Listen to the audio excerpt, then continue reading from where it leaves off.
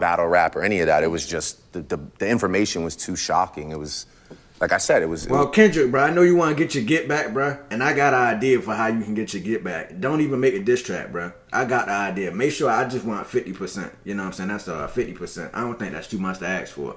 I think you and Drake should get into a ring and box it out, bro. Have like a rapper fucking boxing event. That should be lit, bro. And have Drake and Kendrick as the main event. Ooh, that's gonna sell tickets like a motherfucker. Just give me my 50%, bro. That's all I'm asking for. I want 50%, bro. Cause I came up with the idea. Yo, what's good, YouTube? It's your boy Only One KDB, and I'm back with another video. In today's video, bro, we got the secret truth behind Drake diss track, fam. Now, if y'all don't know, if y'all been sleeping under a fucking rock, I don't know how y'all ain't hear about this shit, but obviously all y'all heard about it. Obviously, I'm hoping so. God damn, nigga, where you been at the last fucking 3 weeks? But yeah, bro, Drake dissed everybody after Kendrick Lamar dissed him. Y'all know how this shit go. But we finna get to the video, bro. Make sure y'all like the video because it helped me get in the algorithm. We finna get to it though, bro. No more talking. Let's get it, Patrick. My man Patrick got the shades on today, bro. Hold on, I might have to throw my shit. Matter of fact, I ain't throwing my shades on. Let's get it. Although you might think the Drake beef is mostly between him and Kendrick, there is actually someone getting not nearly as much attention that's secretly the mastermind behind all of this. Okay, who? Now, we all know Drake recently released his diss track called Push-Ups, where he dissed multiple rappers, including Kendrick Lamar, Rick Ross, Future, Metro Boomin, The Weeknd, J. Cole, and potentially subliminals across the entire industry. And firstly, you know I'm always going to look at this from a business perspective, and all of you have to keep in mind that music is a business. I believe that everyone involved in this beef knows that it is good for hip-hop. It's interesting and entertaining. Yeah, bro, we need to bring that fucking that real diss track shit back, nigga. Y'all be holding back too much. We want to hear some disrespectful shit said in the track, nigga. Fuck around with y'all, man. We want to hear some rap beef. I think rap beef is good for the hip-hop community. You know what I'm saying? It's good to rap beef, bro. We should support and promote rap beefing. That is great.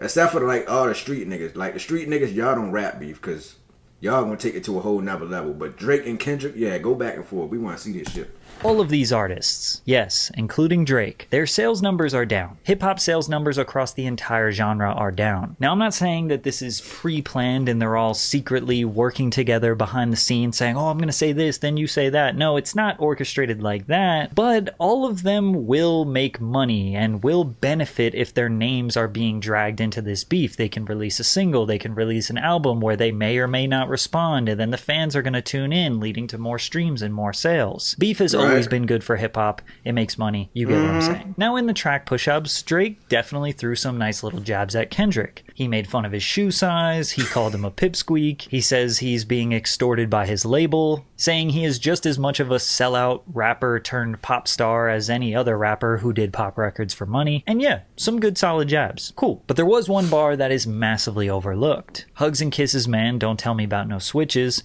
I'll be rocking every chain I own next visit. I be with some bodyguards like Whitney. Top say drop your little... All right. Okay, we get it. In Kendrick's track, he said, y'all better get the switches, and that he's going to be snatching chains, to which Drake says, no. Man, he ain't about to snatch no chain. They just making up shit, talking about some, y'all better get the switches. We about to snatch them fucking chain. Like, no, bruh. We don't believe that shit, Kendrick. You know what I'm saying?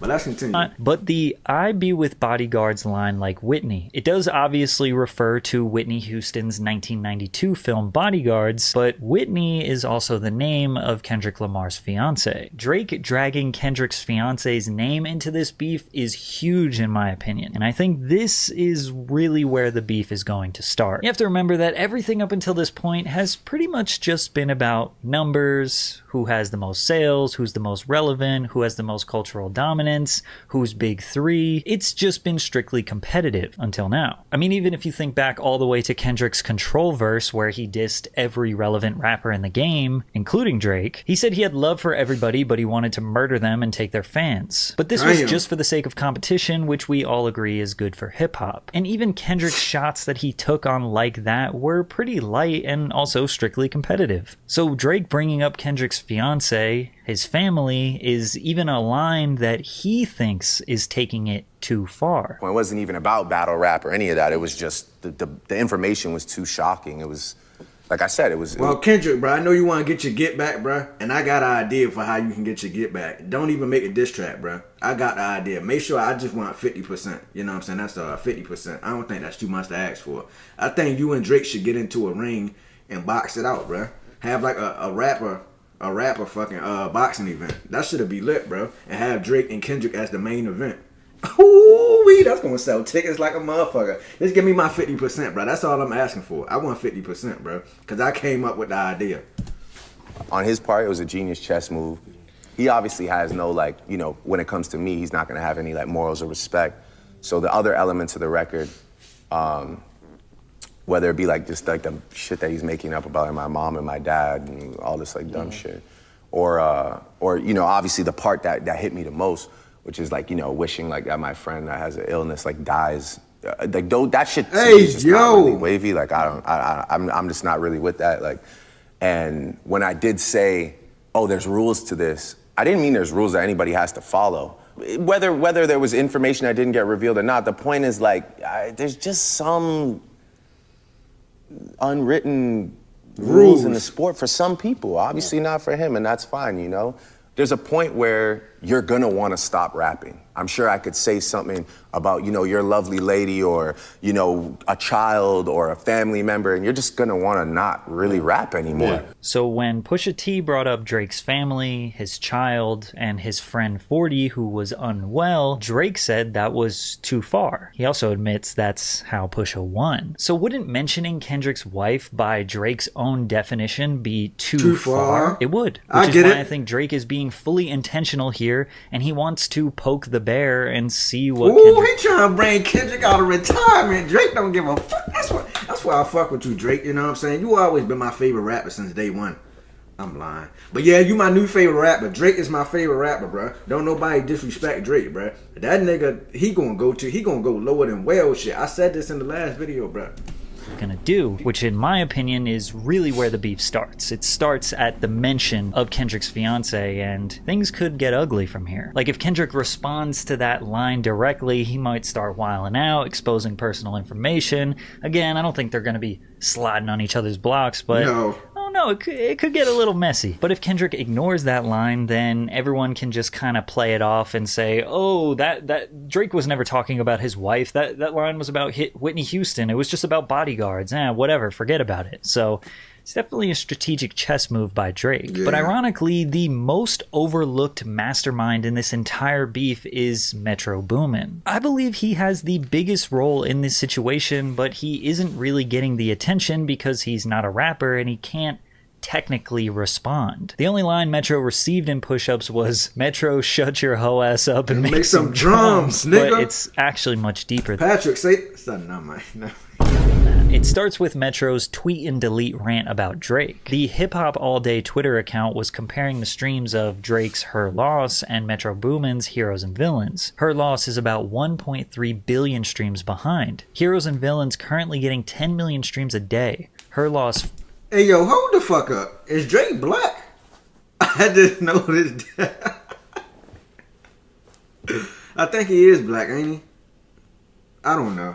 Fuck it. Million. The gap is only going to widen. Then Metro Boomin chimed into the conversation and said, yet Her Loss still keeps winning Rap Album of the Year over Heroes and Villains. Proof that award shows are just politics and not for me. I don't care about awards, honestly. The true award and reward is knowing that the music I spend so much time on brings joy to the people's everyday lives. What's so funny about these tweets is that Metro is doing the exact same thing that DJ Khaled was doing against Tyler, the Creator. Tyler went number 1, DJ Khaled went number 2, and DJ Khaled was pissed. And everybody was like, shut up, DJ Khaled. You had everybody in the industry on that album, and you still couldn't compete with Tyler. But DJ Khaled based his argument off stream, saying, I make albums so people can play it, and you actually hear it. It's called albums that you actually hear the songs. Not no mysterious shit, and you never hear it. Like, dude, shut up. Igor was just a great album. That's it. Metro is kind of doing the same thing here. He's mad about an award, not necessarily going number 1, but Metro is an executive producer. DJ Khaled is an executive producer. The only difference is that Metro does have the capability and the ability to make amazing music himself and actually do the producing. And he didn't make some annoying video to post on social media, but I mean, Dante, you gotta back me up here. Like, he's clearly pressed. Like, he said, I don't even care about awards. Then why did you tweet about it, bro? You care. But then he deleted the tweet, so I guess that proves he doesn't care. And then Drake, a few months later, called him a tweet and deleter. The non-believers, the underachievers, the tweet and deleters. You guys make me sick to my stomachs, fam. Honestly, if you guys want to look at my eyes, you guys want to do something? You guys, that's what I thought. Don't want no smoke, Drake. Metro believes in his heart her loss robbed him of an opportunity to win a BET award or a Grammy or some other award. So it makes sense why he would drop another album that's not necessarily rushed, but I mean, Heroes and Villains dropped like 15 months ago, and he already has We Don't Trust You this year. Especially considering Drake said he won't be dropping any more music this year. Maybe Metro is trying to drop an album and get the award that he thinks he deserves, which would be so funny if Drake just said, fuck it, I'm gonna do a surprise album. And he drops an album that gets an award over Metro again. That would be diabolical. That'd be crazy. If Drake drops another album this year, I think he watched this video. Because the ultimate troll to Metro would be to drop another album and intercept Metro's ability to get some award or get a Grammy or something like that. That would be crazy. But additionally, it was on We Don't Trust You that Future took shots at Drake. He said on track number 1, "You my number one fan, dog. Sneak dissing, I don't understand. Pillow talking, acting like a fed. I don't need another fake friend. Can't be bout a hoe cause we sharing. In your feelings why you playing, dog." I know, I didn't rap it, alright? I didn't rap it. And the only reason we knew this was a diss at Drake was because Drake's opening line in Push Ups was, "I could never be nobody's number one fan. Your first number one, I had to put it in your hand." Which is true. I mean, surprisingly, Future had like 7 or 8 number one albums, but he never had a number one single until he collaborated with Drake. I think it was Way Too Sexy, which is like, Future deserved so many other number ones other than that. But regardless, it is true. But there really isn't that much history of beef between Future and Drake. Like, they're kind of friends, as far as we know. I mean, bloggers and YouTubers are now diving into the history and looking at all of these subliminal shots that may or may not be between these two, and there could be something there, but the only likely explanation that makes any sense is over a girl, and it's a really long story that's not worth getting into all of the details, in my opinion, but the Spark Notes is essentially that Drake and Future allegedly have some beef over this girl who goes by the name Princess Diana. But then again, Future just said that the beef can't be about a hoe because they're sharing, which does prove that they have shared women in the past, but it doesn't really seem that strong. So man, all these industry niggas sharing hoes. Not mine. I ain't even finna get into that, but we all know that, bro. Metro is clearly mad at Drake, and Future might be lightly agitated, or maybe Future is not particularly happy with the way that Drake and Metro's relationship has sort of panned out, so it's time to take sides. Is Future gonna side with Metro or Drake? But you have to consider Metro's role here. He's an amazing producer. Some might even call him the best in hip-hop. You can work with a great producer for your whole career, but you can't really have a partnership unless you're a duo with another rapper. Like, if you're on Drake's side, what do you get? Okay, you get a feature, and you get kind of the cultural relevance by being beside him. You might get an Instagram tag, or maybe you get a whole collab album. Future has all of that already from Drake. He got all of the benefits that you get from being Drake's friend in the industry. So kind of doesn't really need him anymore. Strategically, siding with Metro is better for the long term. Plus, who knows how close Drake and Future actually are as friends behind the scenes. Maybe Future was always using him for sales. But Future and Metro do have a long history together, and they are from the same city. For Kendrick, the decision was easy. It was just, let me jump on the number one producer's album and take a shot at the biggest rapper in the game. But Metro benefited heavily from both of these situations. Then add The Weeknd into the mix, and Metro yet again benefited from that too. The Weeknd received some bars on Push Ups as well. Firstly, Drake said that The Weeknd claims Toronto, but he isn't actually from there. Then he basically makes fun of The Weeknd's manager for paying Metro to put him on his most recent 2 albums, which, as you know, The Weeknd does kind of stand out. Wait, The Weeknd not from Toronto? Where the fuck he from then? Is The Weeknd a singer? He a singer, right? So obviously he probably not gonna respond. You know what I'm saying? The most he'll probably respond to is on social media or some shit, and I doubt he do that, but He don't seem like the type to respond to shit. On Heroes and Villains and We Don't Trust You, it's like, all right, The Weeknd's a singer. He's not really a rapper. Like, he's kind of like the token singer on these projects. But again, why would The Weeknd need to be on Metro's album? Well, you guys have to think with your business brain. Sure, The Weeknd is a pop star, but he still needs that hip-hop coolness factor. He needs the approval of the hip-hop community to remain on top, even as a pop star. It's just a strategic marketing and branding decision. Like, rappers just kind of have this cool factor that's difficult to explain. They usually have the most poppin' Instagrams, they dress the nicest, they just have this cool aura or looming interest around them that our society, our pop culture interest has just kind of given them. Why do you think Post Malone started with rap and then now drifted into pop and country? Why do you think Morgan Wallen wanted to collaborate with Lil Durk? Why do you think that pop stars want rappers to feature on their songs? Well, because they get this strong cultural cosign that is hard to quantify with dollars, but we all know that it exists. It's invaluable. And The Weeknd knows that he needs to maintain that. And how do you maintain that? Well, you get featured on Metro's album, where the whole hip-hop community is going to be tapping in to see who's featured on said album. The Weeknd chose to side with Metro because Metro will keep The Weeknd collaborating with the biggest rappers in the game and keep him relevant and cool. And Drake knows this. That's why he dissed him. As far as the Rick Ross beef, it just kind of strategically fit into Drake's diss. Drake just said, "Okay, I'm taking on everyone." What Rick Ross say, bro? Cause I ain't hear his diss track yet. I'll go listen to it like on a off camera, because I ain't about to react to that shit. I gotta see what he said though. Said throughout push-ups, the theme of this track is that rappers need him for features, they need him for relevance, they need him to get their #1 song, and Rick Ross kind of fits in that boat. All of Rick Ross's top hits have Drake featured on them, but it seems like most of their actual beef history is over women.